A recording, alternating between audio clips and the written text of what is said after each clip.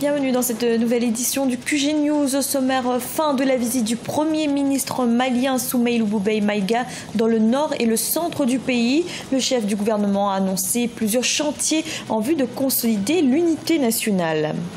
La croissance du Rwanda revue à la hausse. Le Fonds monétaire international prévoit une progression de 7,2% pour l'économie rwandaise en 2018 contre 6,1% en 2017. Et 8 journalistes du plus grand groupe de presse du Kenya ont démissionné. Ils dénoncent une ingérence accrue du gouvernement et une perte de liberté des médias. Le Premier ministre malien Soumeylou Boubèye Maïga a achevé sa visite dans le nord et le centre du pays, un périple qui l'a amené à Kidal, Gao et Tombouctou. Dans ces bastions de la rébellion touareg, le chef du gouvernement a prôné la réconciliation nationale. Ibrahima Djoumaba. Entamée le 22 mars 2018, la visite du Premier ministre malien Soumeylou Boubèye Maïga a pris fin lundi 26 mars. Le chef du gouvernement a fait une tournée au centre et au nord du pays, notamment en se rendant dans les grandes villes secouées par le terrorisme et la rébellion touareg comme Gao, Kidal et Tombouctou. Il a annoncé plusieurs mesures pour la lutte contre les groupes armés, notamment l'installation d'un poste judiciaire spécialisé antiterroriste pour enquêter et juger les crimes terroristes.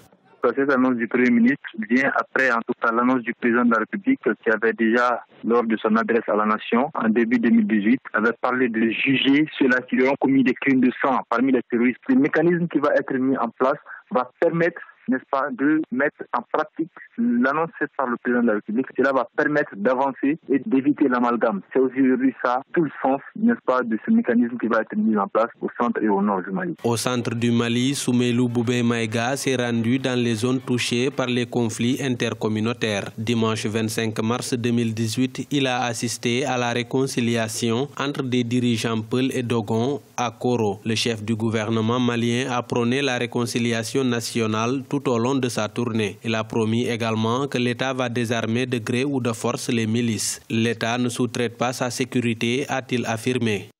Il est très rare de trouver dans le centre du pays un Peul qui ne parle pas Dogon ou un Dogon qui ne parle pas Peul. Et aujourd'hui, voir ces deux peuples-là qui s'affrontent, ça fait mal. C'est certes une belle déclaration, mais ça va être difficile pour qui connaît en tout cas comment nous en sommes arrivés là.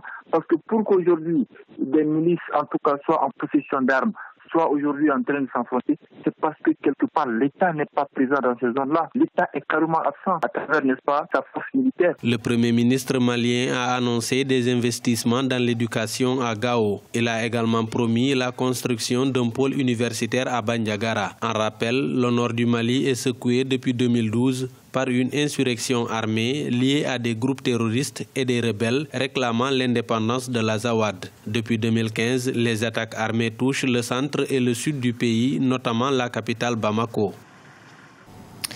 L'économie rwandaise devrait connaître une embellie. En 2018, le Fonds monétaire international prévoit une croissance de 7,2% pour cette année, alors qu'elle était de 6,1% en 2017. Une progression portée par le secteur des services et le rebond de la construction. Nelly Claude Bessa. Le Fonds monétaire international a annoncé que l'économie du Rwanda devrait connaître une forte croissance cette année. Cette croissance sera soutenue par l'agriculture, le secteur des services et le dynamisme des secteurs de la construction et du tourisme. Il est également probable que les capacités de création et de rétention d'emplois augmentent à mesure que les opérateurs connaissent un rebond de leurs activités. Les projections attendues pour 2018 sont donc tributaires des initiatives Made in Rwanda et de l'agro-industrie. Les plus grands gains peuvent être observés dans certaines initiatives Made in Rwanda, telles que le textile, l'agroalimentaire. L'important est de mettre l'accent sur la productivité agricole parce que c'est là que la plupart des gens sont employés. Le pays s'attend à un rebond du tourisme d'affaires qui a enregistré d'importantes réservations.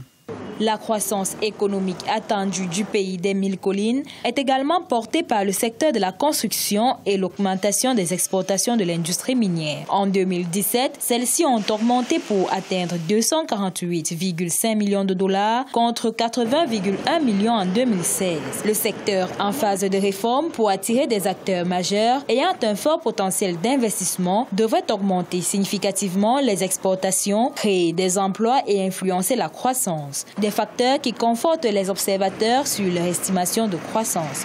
Le Rwanda vient d'accorder à peu près une 50aine de nouvelles licences dans le secteur minier, particulièrement dans la recherche de l'or, le tantal et les thym. Avec 50 nouvelles licences, avec une gouvernance structurellement aussi admirable, le pays espère avoir, rien que pour cette année en termes de chiffres, 1 milliard de dollars. Les autres secteurs qui sont capables de maintenir cette croissance au chiffre de 7,2% préconisé par le Fonds monétaire, c'est principalement le tourisme. Les Rwandais attendent à peu près 450 millions de dollars de recettes touristiques pour l'année 2018. Les indices de croissance attendus ouvrent des voies au développement de la valeur ajoutée dans le secteur agricole, de la production, des exportations vers d'autres marchés, ainsi que de l'augmentation des revenus des entreprises dans les secteurs moteurs de l'économie. Ces initiatives soutiennent l'ambition du Rwanda de se positionner comme un pays à revenu intermédiaire à l'horizon 2035. Au Sénégal, le syndicat autonome des médecins et le gouvernement ont trouvé un accord. 6 points de revendication ont trouvé une issue favorable. Seule la question du statut du médecin n'a pas été réglée, mais cette avancée dans les négociations permet la fin du mouvement de grève. Ibrahim Adjoumaba. Le syndicat autonome des médecins du Sénégal et le gouvernement ont trouvé un accord lundi 26 mars. Sur les 7 points de revendication du SAMES, 6 seront pris en charge par l'équipe de Mohamed Boun Abdallah Dionne qui a présidé la rencontre. Le point qui divise les syndicalistes et les autorités reste le statut du médecin. Les médecins reprendront le travail ce mercredi 28 mars 2018 alors qu'ils ont fait 2 jours de grève. Nous avons eu une composition concrète du gouvernement et c'est le Premier ministre lui-même qui s'est engagé sa responsabilité sur ces 2 questions précises. Donc il y a un échéancier très bref qui a été proposé au SAMES que nous avons accepté. Et également un échéancier pour la retraite à 105 ans qui est fixé au mois de décembre. Les autorités, à leur tête le Premier ministre, ont pris des engagements allant dans le sens de répondre favorablement aux revendications du syndicat autonome des médecins du Sénégal. L'État, après cette session de négociation, s'engage à mettre en œuvre le protocole d'accord signé avec le SAMES en 2014, en attendant de trouver un accord sur le statut des médecins. Un premier point d'accord a porté sur la mise en place d'une indemnité de représentation médicale. Deuxième point de convergence et un point d'accord, c'est l'effectivité des pré-équipements. Un autre point qui a été satisfait, c'est le relèvement de l'âge de la retraite à 65 ans. Vous le savez, il y a des dispositifs de mise à niveau à mettre en œuvre, notamment concernant l'IPRES, le FNR ou les modifications portant sur le code des pensions ou le code du travail. Et dans ce cadre-là, M. le Premier ministre a indiqué un échéancier qui est fixé à la fin du mois de décembre 2018. Pour rappel, le SAMES avait entamé une grève de 3 jours le 26 mars, appelant ses membres à une centralisation des urgences dans toutes les régions. Une réunion d'évaluation de la mise en œuvre des engagements de l'État est prévue le 28 juin 2018 entre le gouvernement et les syndicalistes.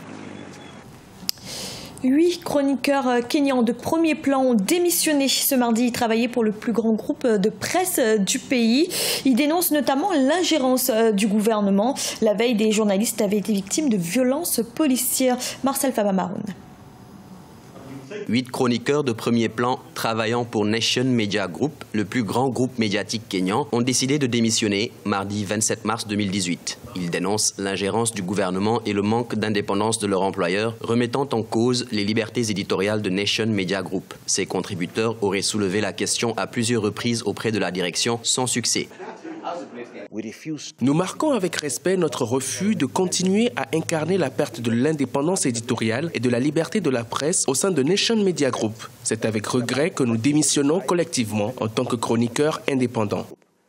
Ces démissions ont eu lieu 24 heures après que la police nationale a frappé et brutalisé des journalistes qui tentaient de couvrir l'information sur l'arrestation de l'opposant Miguna Miguna à l'aéroport de Nairobi. Celui-ci a été interpellé alors qu'il retournait dans son pays suite à une expulsion découlant d'un différend sur sa double nationalité. À cela s'ajoute la fermeture de 3 stations indépendantes après la diffusion en direct de l'investiture symbolique de Raila Odinga en tant que président du peuple. Ces 8 contributeurs dénoncent aussi le renvoi d'un rédacteur en chef après un éditorial très critique à l'égard du président Uhuru Kenyatta ou encore le non-renouvellement du contrat d'un caricaturiste souvent très caustique envers le gouvernement. 6 Si on censure et même licencie les journalistes parce qu'ils ne répètent pas les messages de propagande du gouvernement, cela veut dire que nous sommes dans une situation vraiment très grave. Je pense que la plupart d'entre nous se souviennent que dans les années 1980, c'était la norme. Aujourd'hui, les choses ne sont plus les mêmes. Régresser après une nouvelle constitution, après tant d'effusions de sang, beaucoup de luttes, c'est vraiment honteux. La présidentielle de 2017 au Kenya a été marquée par l'annulation d'un premier scrutin entaché d'irrégularité, puis par un deuxième exercice boycotté par l'opposition. Le président sortant, Uhuru Kenyatta, a été réélu avec 98% des voix au terme de cette présidentielle en 2 temps, marquée par des violences politiques qui ont fait au moins 92 victimes. Début mars, les 2 adversaires avaient promis d'œuvrer de concert pour réconcilier le pays.